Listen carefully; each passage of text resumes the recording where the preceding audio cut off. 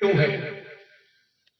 दूसरे धर्म के लोग भी तो दाढ़ी रखते हैं। पता चला कि दाढ़ी में आतंकवाद नहीं है, लोगों की खोपड़ियों में आतंकवाद घुसा हुआ है। आपको हालात से घबराने की जरूरत नहीं है। और सुनिए, माफ करिएगा, आप डरिए मत, घबराइएगा मत। आपसे बड़ी पोस्ट पर मैं हूं, अल्लाह का शुक्र है। और आपको घबराना नहीं है। ज्यादा बात नहीं बोलना चाहिए, लेकिन घबराना नहीं है। हाँ, कुछ नहीं होगा, अल्लाह ने चाहा तो। और होगा तो अपनी कौम के लिए हम सब कुछ बर्दाश्त करेंगे, कोई बात नहीं। अल्लाह रब्बुल इज्जत रज़्ज़ाक़ है।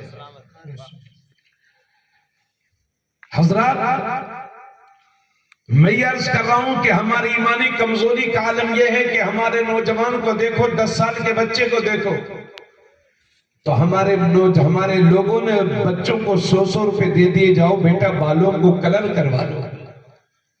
अब ये बच्चा दूध कलमा याद करने के बजाय कोई बालों को हरा करवा रहा है, कोई रंगीन, कोई लाल करवा रहा है, कोई पीला करवा रहा है। अच्छा खासा आदमी मदारी बना घूम रहा है। दादी दुआ करते करते मर गई, अल्लाह हमें पोता दे दे। मगर जब ये पोता हुआ तो कान छिदवा छिदवा के दुनिया पहन पहन के पोती बनने की कोशिश कर रहा है और दादी को खिराज अकीदत पेश कर रहा है। बोलो, इधर सुनिए। 15 साल के हुए तो हमने 50,000 रुपए का मोबाइल लेकर के अपने बच्चों के हाथों में थमा दिया।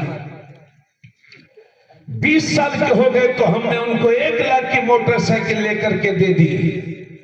अब मुसलमान बच्चों की पहचान ये है कि 1 लाख की मोटरसाइकिल, 50,000 रुपए का मोबाइल, कानों में लीड लगी हुई है, मुंह में 10 गुटके भरे हुए हैं, न पूरी नमाज याद है, न रोजा, न बड़े का अदब पता है, न छोटे पर शफकत।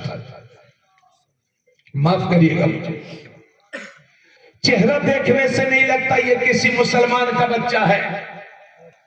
ये है हालात हमारी कौम के, ये है हालात।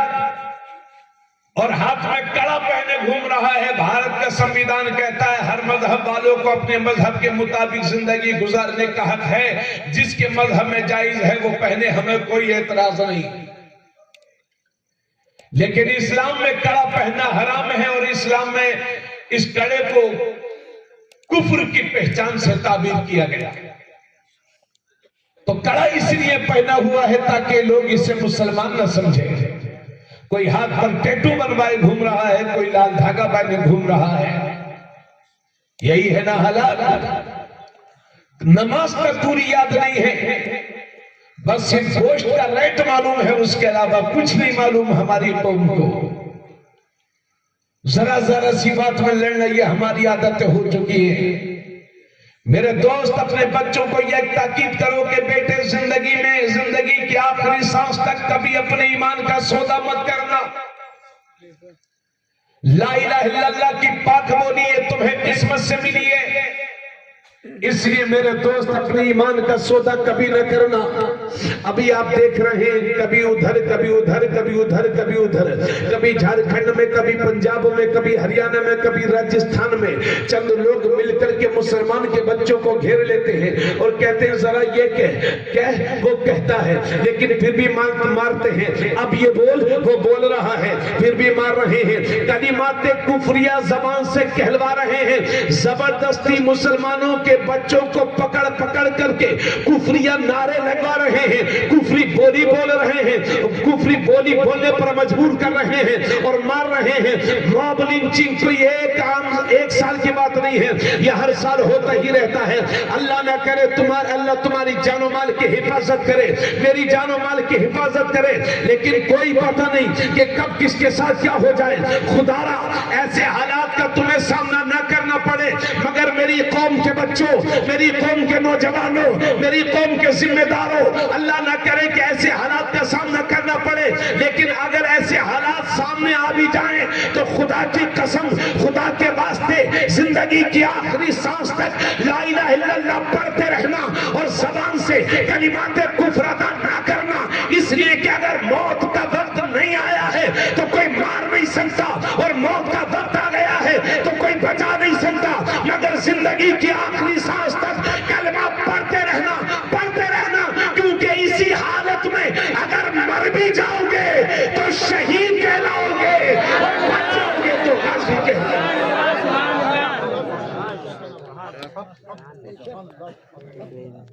जरा बोलो सुभान अल्लाह। इसलिए मेरे भाइयों, अपने बच्चों को ये तालीम दो और ये सिखाओ कि बेटे जिंदगी की आखिरी सांस तक अपने ईमान का सौदा मत करना। समझ रहे हैं बात आप मेरी? अभी क्या हालात हैं आपको तो मालूम है ना। परसों एक साहब मुझसे कह रहे थे कि अगर जरा सी सख्ती हो जाए तो, उनके जुमला तो बहुत भारी था लेकिन मुझे ऐसा नहीं लगता। कह रहे थे अगर जरा सी सख्ती हो जाए, मारपीट हो जाए और पकड़ धकड़ हो जाए तो आधे मुसलमान तो इस्लाम छोड़ के दूर खड़े हो जाएंगे।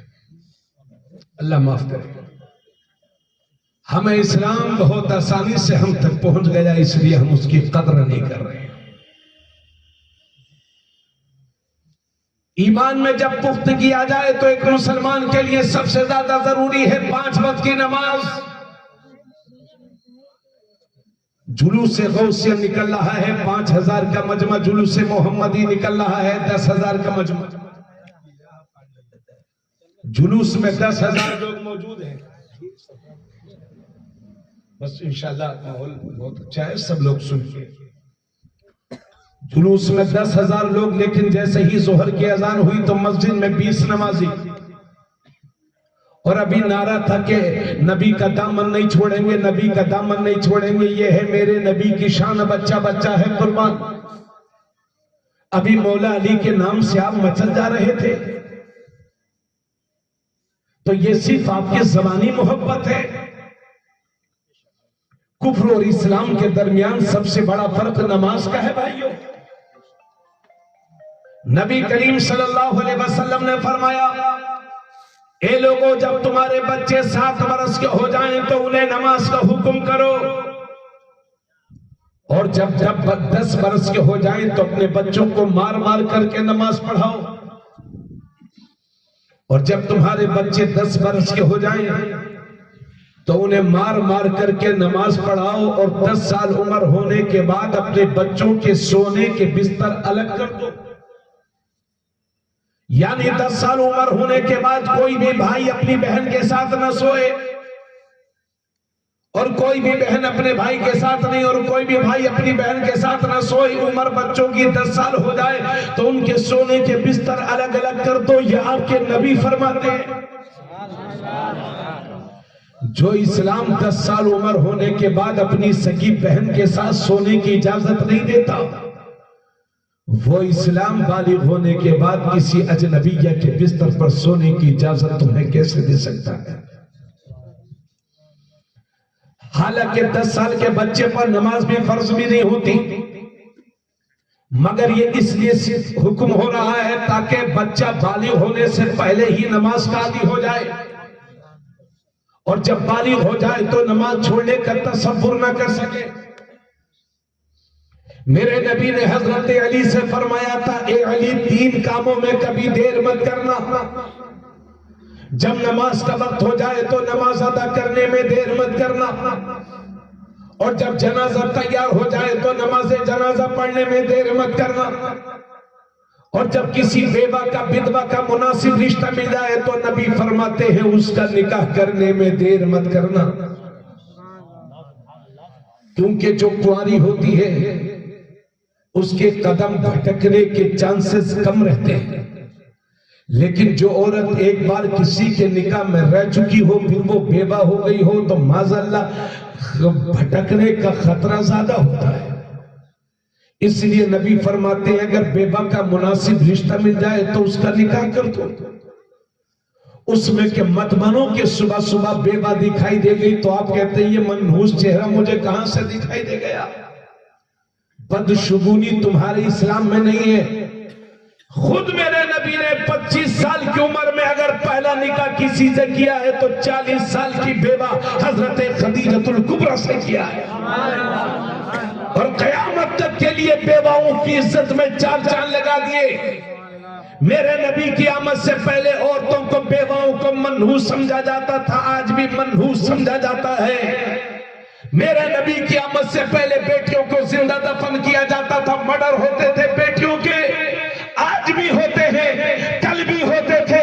आज नारा लगाया जाता है बेटी पढ़ाओ बेटी बचाओ, लेकिन ये खोखले नारे हैं, हम इसका बारहा तजर्बा कर चुके हैं। और कोई दिन अखबार में ऐसा नहीं है जिस दिन बेटियों की इज्जत के लूटने की खबरें न आती हो, उनके साथ छेड़खानी की खबरें न आती हो। सही मानों में अगर इन औरतों की इज्जत में चार चांद किसी ने लगाए हैं तो वो मदीने वाले मुस्तफा हैं, मेरे नबी की जात है। खुद मेरे नबी का अमल ये था कि जब मेरे नबी तशरीफ फरमा होते और हजरत फातिमा आती तो मेरे नबी अपनी जगह से उठ जाते और अपनी जगह पर सैयदा फातिमा ज़हरा को बिठा करके दुनिया को बता देते कि बेटियों का अदब इस्लाम में कितना जरूरी है। अभी चंद महीने पहले भारत का सुप्रीम कोर्ट ये कहता है कि बाप की जायदाद में बेटियों का हक है, ये भारत का सुप्रीम कोर्ट कहता है। लेकिन मुसलमानों, तुम फख्र करो कि तुम उस नबी के मानने वाले हो कि भारत का सुप्रीम कोर्ट जो आज बोल रहा है 1400 साल पहले वही मदीने के दारुल हुकूमत से तुम्हारे नबी दुनिया को मैसेज दे रहे हैं और फरमा रहे हैं कि जिस तरह से बाप की जायदाद में उसके बेटों का हक है, इसी तरह से उसकी बेटियों का भी हक है। नारे तकबीर, नारे तकबीर, नारे रिसालत, मसलके आला हजरत, सरकारी दो आलम कॉन्फ्रेंस, नारे तकबीर, नारे रिसालत। बात समझ मारी है कि नहीं भाइयों? मगर कितने लोग बैठे हैं यहां पर जिन्होंने बेटियों का हक दिया हो? मुजरिम की हैसियत से खड़े होंगे वो लोग जो अपनी बेटियों का हक मांगते हैं। गलत माहौल में रह करके गलत रस्में हमारी कौम में आ चुकी हैं। खुदारा होश के नाखून लो मुसलमानों। और चलिए इंशाल्लाह ये नमाज की बात चल रही थी, इसको थोड़ी देर यहीं पर रोक करके चलिए मैं उसी को बताता हूं। बेटों का हक क्या है और बेटियों का हक कितना है? अगर दो बेटे हैं और एक बेटी है, एक बेटा और एक बेटी है, तो माल के 3 हिस्से होंगे। 2 हिस्से बेटे को दिया जाएगा, 1 हिस्सा बेटी को दिया जाएगा।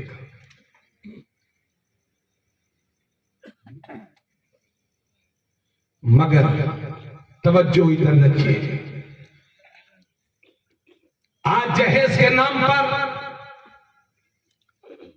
इंटरनेशनल भिखारी भी मौजूद हैं और जमीनें बेच बेच कर देने वाले भी मौजूद हैं। अगर शादी ब्याह में बढ़ती हुई ये फजूल रस्में और यही हमारी कौम की फजूल खर्ची अगर इसी तरह से जारी रही तो आने वाले वक्त में बहुत पछताओगे, रोगे रो।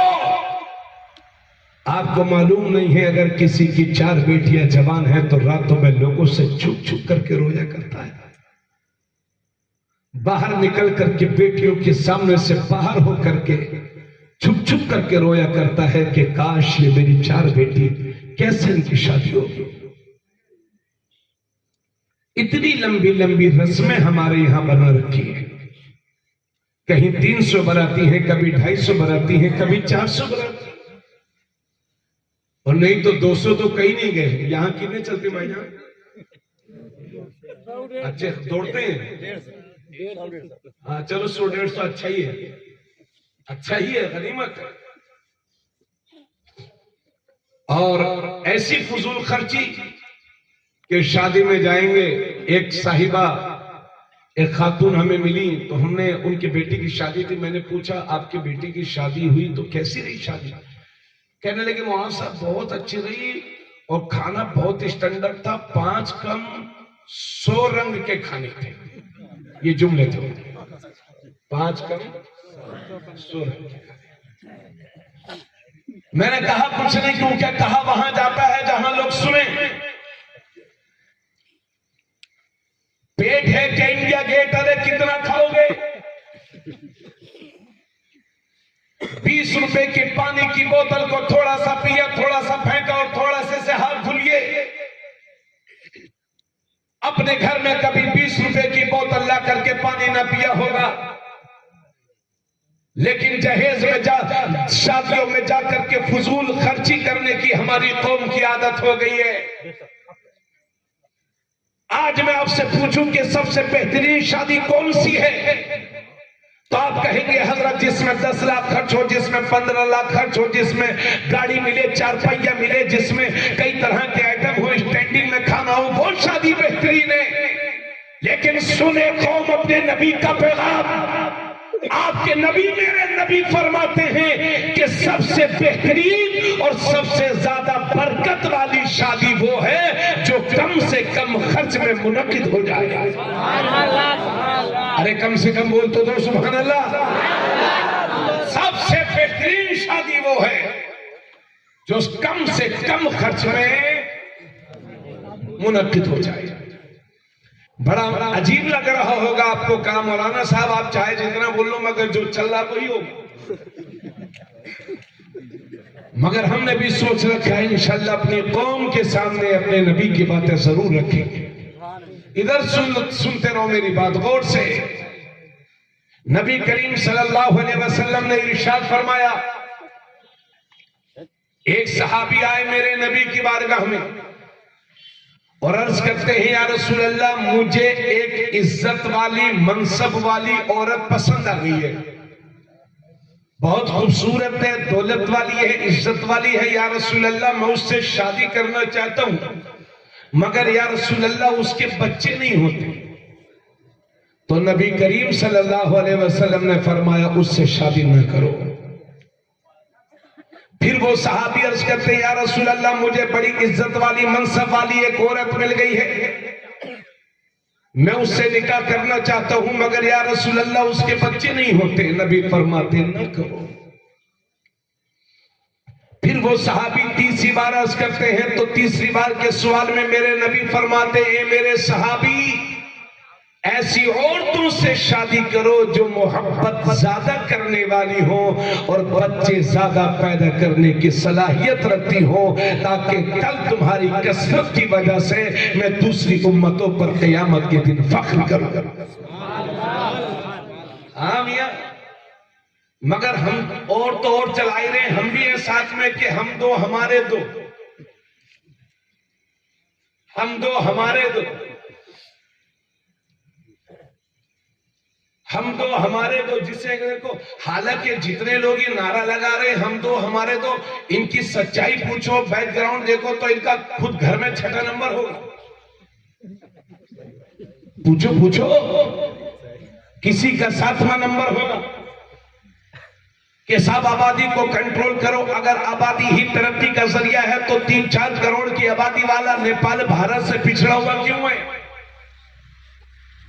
140 करोड़ की आबादी का मुल्क भारत क्यों तरक्की कर रहा और नेपाल क्यों पिछड़ा हुआ है?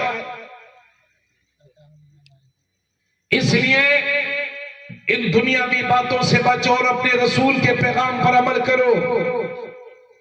हम दो हमारे दो का सिस्टम छोड़कर हम दो और जितने अल्लाह दे वो सब, अरे बोल दो सुभान अल्लाह। हाँ, 2 से ज्यादा होंगे तो नौकरी नहीं मिलेगी, तो वैसे ही कितनी नौकरी मिल गई है। और क्या करोगे संविदा की नौकरी का? तवज्जो चाहूंगा। और शादियों में हमारी आदत यह है कि 30-30 साल, 25-25 साल के हो गए, 30-30 साल, 35-35 साल। हमने कहा अरे भाई शादी कर लो, नौजवान से सब कुछ है, तो कहते हैं अरे हजरत को लाइफ बनाने दीजिए। हमें मास्टर साहब कहीं लाइव बनाते बनाते आप कब्र में न तशरीफ ले जाएं। नबी फरमाते हैं जिल्लत की मौत मरते हैं वो लोग जो कुंवारगी के आलम में मरते हैं, यानी शादी की उम्र हो गई थी, हालात मुवाफिक थे, शरई कोई वजह नहीं थी देरी की, फिर भी शादी नहीं की और कुंवारगी में मर गया। नबी फरमाते हैं जिल्लत की मौत मरा है वो। और अल्लाह फरमाता है वअनकिहुल अयामा मिनकुम वस्सालिहीन मिन इबादिकुम व इमाइकुम इन यकूनु फुकरा युगनिहुमुल्लाहु मिन फदली। अल्लाह फरमाता है तुम में जो बेनिकाह वाले हैं उनके निकाह करो, शादी करो। उसके बाद अल्लाह फरमाता है इन यकूनु फुकरा युगनिहुमुल्लाहु मिन फदली, अगर वो फकीर भी होंगे तो शादी की बरकत से अल्लाह उन्हें गनी कर देगा, अल्लाह उन्हें मालदार कर देगा। कितने ही लोग इसी मजलिस में बैठे होंगे जो शादी से पहले मजदूरी करते थे, लेकिन शादी के बाद जिंदगियां बदल गई, है ना जी। छत्तीसगढ़ में एक बार मैं गया तो एक साहब जैन थे, वो मुझसे बोले आप धार्मिक गुरु हैं क्या? मैंने कहा तो बोले आपकी शादी होगी? हमने कहा हमारे धार्मिक गुरु तो जरूरत पड़ती है तो दो दो भी कर लेते। अल्लाह का करम यह है कि हमारे यहाँ आम मुसलमान हो चाहे धार्मिक गुरु, नबी फरमाते हैं शादी मेरी सुन्नत है। और जो लोग शादी नहीं करते हमने देखा वो गड़बड़ बहुत करते हैं। इसलिए इस्लाम ने तुम्हें गड़बड़ी करने से, जिना करने से बचाया और पाकीज़ा माहौल दिया है, क्योंकि शादी करने के बाद इंसान के अंदर तकवा बढ़ जाता है, इंसान की इज्जत महफूज हो जाती है। खुद नबी फरमाते हैं जिसकी शादी हो गई उसका आधा ईमान ऐसे ही महफूज हो गया, और आधे ईमान के बारे में वह अल्लाह से डरे। और साथ ही साथ नबी ये भी फरमाते हैं कि जिसके बच्चे जवान थे और उनसे जिना हो गया और सही वक्त पर उनके बाप ने शादी नहीं की थी, जिना हो गया, तो नबी फरमाते हैं जितना गुनाह जानी और जानिया को मिलेगा उतना ही गुनाह उसके उन माँ बाप को मिलेगा जिन्होंने सही वक्त पर अपने बच्चों की शादी नहीं की थी। इसलिए मेरे दोस्त शादियों को इतना सस्ता कर दो, इतना सस्ता कर दो कि जिना मुश्किल हो जाए। मगर आज की समाज में तो जिना आसान है, शादी महंगी। खुदा अपनी कौम पर तरस खाओ, और आज तुम दूसरे के लिए अच्छा सोचोगे, कल मेरा रब तुम्हारे लिए भी कोई अच्छा सोचने वाला पैदा फरमा देगा। हिम्मत है सुनने की बात है, समझ मारी कि नहीं? थोड़ा सा बेदारी के साथ सुनिए, बिल्कुल सुस्ती से मत काम लीजिए, क्योंकि मेरे पास भी बड़ा कम वक्त है, इसलिए मैं अर्ज कर रहा हूं, बहुत तवज्जो से सुनिएगा। नबी करीम सल्लल्लाहु अलैहि वसल्लम फरमाते हैं अअलिनु हाज़ा निकाह वजअलूहु फिल मसाजिद। नबी फरमाते हैं निकाह जब भी करो तो मस्जिदों ऐलान करके करो, और निकाह करो तो मस्जिदों में मुनक़िद किया करो। आप लोगों को लग रहा होगा मौलाना साहब पहली बार हदीस सुनने। नबी फरमाते हैं निकाह करो तो ऐलान करके करो। तो ये जो हम कार्ड छपवाते हैं ये नबी की सुन्नत है और नबी के हुक्म पर अमल है, लेकिन हदीस के एक पार्ट पर अमल ना करो, दोनों पार्ट पर अमल करो। हालांकि इस मजमे में या स्टेज पर कोई भी साहब ऐसे नहीं बैठे होंगे जिनका निकाह मस्जिद में हुआ हो। कोई नहीं, मेरा भी नहीं हुआ भाई, निकाह मस्जिद में नहीं हुआ मेरा, लेकिन अफसोस है मुझे, गफलत में था, समझ नहीं पाया। हालांकि यहां निकाह कराओगे यहां हो जाएगा, 5 लाख का होटल लेकर कराओगे वहां भी हो जाएगा, जंगल में कराओगे निकाह की शर्तें पाली जाए निकाह वहां भी हो जाएगा। लेकिन आपके नबी फरमाते हैं निकाह को मस्जिदों में मुनक़िद करो, क्योंकि जब मस्जिद में निकाह होगा तो उसके 3 फायदे हैं। पहला फायदा यह है कि अक्सर लोगों का निकाह जिंदगी में एक बार होता है, बार बार नहीं। तो जिंदगी में जो सबसे बड़ा काम होने जा रहा है, निकाह होने जा रहा है, जब ये निकाह मस्जिद में होगा तो तुम्हारे निकाह में कोई नापाक शामिल नहीं होगा, क्योंकि मस्जिद में नापाक लोग नहीं जाते, चाहे जितना भी गुनाहगार हो, मगर मुसलमान नापाकी के आलम में मस्जिद में नहीं जाता। तो जब मस्जिद में निकाह होगा तो तुम्हारे निकाह में कोई नापाक शामिल नहीं होगा। और दूसरी बात यह है कि जब निकाह के बाद 2-4 हजार रुपए के पटाखे फूटे जाते हैं, ये भी नहीं फूटेंगे। और तीसरी बात यह है कि निकाह के बाद जब निकाह पढ़ाने वाले या आलिम दीन या पीर साहब या सुन्नी आलिम या इमाम मोहतरम दुआ करते हैं, तो हदीस में लिखा है कि मस्जिद में जब दुआएं होती हैं तो मुसलमान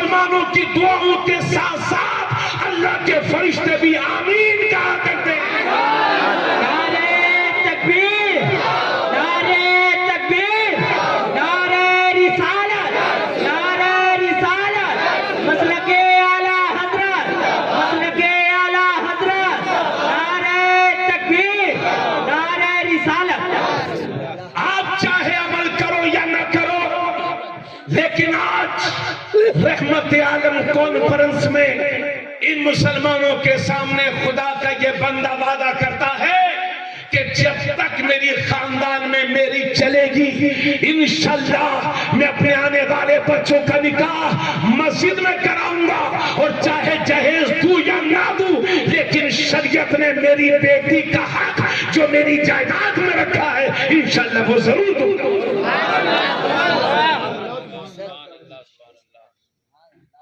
इसलिए मेरे दोस्त माफ करिएगा, कितनी तुम्हारी बेटियां मजबूरी में बाप गरीब है, शादी नहीं कर सकते, भाग भाग करके चली गई और जा रही हैं। अगर किसी एक की बेटी चली गई है तो ये मत समझना कि उसकी गई है, अगर एक की गई है तो पूरी कौम की इज्जत का जनाजा निकला है, पूरी कौम का। एक लंबा किस्सा मेरे साथ हुआ था उड़ीसा में, क्या बताऊं आपको, सुना देता हूं, हालांकि वक्त नहीं लेकिन सुना देता हूं। एक साल में तकरीर करने गया था एक जगह, तो वहां एक साहब मेरे पास आए और कहने लगे, हजरत मेरे गांव बस्ती के लोगों ने मेरा बाइकाट कर दिया है, और ऐसा बाइकाट कि मैं अपने घर किसी को बुला भी नहीं सकता और गांव बस्ती में मैं खा भी नहीं सकता। तो आप ऐसा करिए कि हमारे यहाँ की कमेटी को, हमारी यहाँ की जमात को, उड़ीसा छत्तीसगढ़ में जमात बना लेते हैं, चंद लोग कमेटी में होते हैं, जो कमेटी करती है पूरा गांव वही करता है। तो उन्होंने मुझसे कहा कि हजरत आप हमारी कमेटी को एक लेटर लिख दीजिए कि वो मेरा बाइकाट बंद कर दें और जमात में मुझे शामिल कर लें। बहुत परेशान था। तो मैंने कहा क्या हुआ था? तो बोले हजरत हुआ यह था कि मेरी लड़की किसी गैर मुस्लिम के साथ चली गई, बराए नाम उसने कलमा पढ़ लिया, कुछ दिन रखा, उसके बाद छोड़ करके भाग गया, फिर जबरदस्ती हम लिया, फिर छोड़ करके भाग गया। अब पता ही नहीं है, उसके घर वाले भी नहीं जानते, पुलिस भी कहती है हमें पता नहीं, और वो लड़की हमारे घर में है। आप कॉल कर दीजिए कि लिख दीजिए लेटर के जमात वाले मेरी गलती को माफ कर दें। मैंने कहा ठीक है, नंबर दीजिए। मैंने एक लेटर लिखा और उसके बाद मैंने उन लोगों का नंबर लिया, और मैं जब एयरपोर्ट में था, फ्लाइट में बैठा हुआ था, उनका कॉल आया मेरे पास। मैंने कहा भाई आपने इनका क्यों बाइकाट कर रखा है? तो कहने लगे मौलाना साहब क्या बताएं, ये हमारे भाई हैं, इनका बाइकाट करने का हमें शौक थोड़ी है, मगर पिछले 6-7 महीने में हमारी कौम पूरी बस्ती में सर उठा के जीने के काबिल नहीं रह गई। 3 बच्चियां हमारी कौम की दूसरों के साथ भाग भाग करके चली गई। मौलाना साहब इज्जतों के हमारे जनाजे निकल गए। ऐसे आलम में हमने फैसला किया, बताने लगे लोग मुझे कि हजरत हम इसको समझाते थे कि तेरे घर फला आदमी आता है, अपनी बच्ची को कंट्रोल कर, तो ये बजाय उल्टा अपनी बच्ची को डांटने के हमें ही डांटा करता था। ये आलम है। अभी मैं पिछले साल गया, उस आदमी से मुलाकात हुई, तो वो बेचारे तो ना बता सके, लेकिन उसके एक आदमी ने मुझे बताया हजरत जिस लड़की का जो केस था वो लड़की इंतकाल कर गई। मैंने कहा क्या हुआ? बोले आत्महत्या कर ली। जाहिर सी बात है, जिसके सामने इतनी परेशानियां खड़ी हो वो आत्महत्या न करेगी तो और क्या करेगी? तुम्हारे कलमा पढ़ने वाले बहुत सारे गरीब भाई बस्तियों में आबाद हैं, जिनके सामने 4-4, 5-5 बेटियां हैं। गरीबी की वजह से अपनी बच्चियों की शादी नहीं कर पा रहे, मगर आप हो के जमीनें बेच बेच के गरीबों के जज्बात से खेल रहे हो। अगर अल्लाह ने माल दिया है तो इसलिए ताकि गरीबों की गुर्बत पर हंसो। अगर आज ये जमीनें जो बेच बेच करके हम शादी कर रहे हैं, अगर यही हाल रहे तो कल उसी घर में कई कई लड़कियां होंगी और जमीनें भी कम हो जाएंगी, तो कहां से करोगे अपनी बच्चों की शादियां? इसलिए मेरी कौम के जिम्मेदारों, अपने हाथों से अपने पैरों पर कुल्हाड़ी ना मारो और अपनी शादियों को निहायत सस्ता कर लो। कम से कम बाराती लेकर के जाओ, जहेज की डिमांड न करो। जिन हाथों को ससुराल के आगे फैलाते हो, रातों में उठ उठ करके मेरे रब के हुजूर फैला दो। इतना देगा मेरे रब के तेरी नस्लों में भी रिस्क की कमी नहीं होगी। दिल तो लगाओ दुआओं में। किबले अव्वल के लोग, किबले अव्वल के मुहाफिजीन, छोटे छोटे बच्चों के बदनों में बम बारूद घुसे हुए हैं, और आप फेसबुक पर लिखते हैं कि हम फलक के साथ हैं, हम फलक के साथ हैं। 8 दिन 10 दिन हो गए, कभी मस्जिद में जाकर के एक टाइम उनके लिए दुआ भी किया आपने? सिर्फ जज्बाती नारे। नबी फरमाते हैं लैसा शैउन अकरम अलल्लाहि मिन दुआ, अल्लाह के नजदीक दुआ से बढ़कर के अहमियत वाली कोई चीज नहीं है। इसलिए रातों को उठ उठ करके दुआएं किया करो। और अपनी बहन बेटियों के लिए, जब बेटियां अपनी जवान हो जाएं तो मुनासिब रिश्ता देख करके उसकी शादी कर दो, और सुन्नी सही उल अकीदा के साथ शादी करो। अभी तो साहब मिजाज बन गया है, दामाद मालदार होना चाहिए, चाहे सड़ा हुआ वहाबी क्यों ना हो। आशिक रसूल तलाश करो, ईमान का अच्छा तलाश करो, ईमानदार तलाश करो, सुन्नी सही उल अकीदा तलाश करो। जो अल्लाह ने किस्मत में लिख दिया है उसे कोई छीन नहीं सकता। बदअकीदों में शादी करते हैं आप, और फिर कहते हैं उलमा से कि हजरत वो वहाबियत बहुत फैल रही है, तकरीरें कर दो। तकरीरें करेंगे मौलवी लोग, शादी करेंगे आप लोग, कैसे वहाबियत रुकेगी? और थोड़ा सा और कहने दीजिए। माफ करिएगा मुझे अगर मैं इल्जाम लगा रहा हूं तो माफ करिएगा, और अगर सही बोल रहा हूं तो दाद चाहूंगा और दुआओं का भी तलबगार हूं। आज के दौर में मुसलमानों के घरों में शादियों में जो बेपर्दगी हो गई है, अल्लाह अकबर। 50-50 60 साल की औरतें जिनके नवासे भी हैं और पोते भी हैं, लाली पाउडर लगा करके इस्लामी वकार और हया की धज्जियां उड़ा रही हैं। अभी शादियां, ठंडी का मौसम आ रहा है, भाई साहब कोट पहने रहेंगे, जैकेट पहने रहेंगी, और ये हमारी बहन आदि आस्तीन के कपड़े पहने रहेंगे। अगर मस्जिद के इमाम साहब मस्जिद से कहें कि बहन पर्दा किया कर, तो ये औरतें कहती हैं ये मौलवी पुराने दिमाग के, ओल्ड मॉडल है ये लोग, इनको क्या मालूम कि मार्केट में नया फैशन क्या चल रहा है।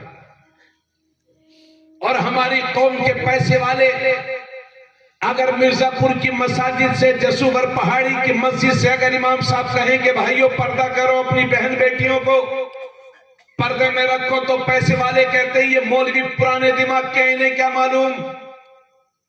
और कहते हैं कि साहब हमारी बेटी तो बहुत अच्छी है, दिल की बहुत साफ है, हमारी बीवी भी दिल की बहुत साफ है। तो क्या आप लोग औरतों के दिल भी देखने लगे क्या? आपको अपनी बेटी का दिल की हालत भी मालूम हो गई? आप बीवी की दिल की कैफियत को भी जानने लगे? यानी जेब में 2 रुपया आ गए तो बोली बदल गई। बेपर्दगी का यह आलम है मुसलमानों की कि किसी शादी ब्याह में जाओ तो देख करके किसी अच्छे आदमी का शर्म से सर झुक जाता है। बोलो गलत बोल रहा हूं तुम्हें? और ये आदतें कहां से आ गई हैं शहरों में? देखो, जब शादी के दिन शादी के दूसरे दिन अकीका होगा तो स्टेज बनेगा, एक कुर्सी दुल्हन की और एक कुर्सी दूल्हे की लगेगी। ऐसा भी चलता है ना? चल रहा है जी, और देहातों में भी होने लगा है। ये किसने सिखा दिया तुम्हें?